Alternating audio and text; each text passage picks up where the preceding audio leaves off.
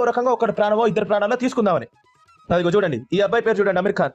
You can still find the videos and you can still find the police report about it. ఉచ్చలు పోస్తున్నారట.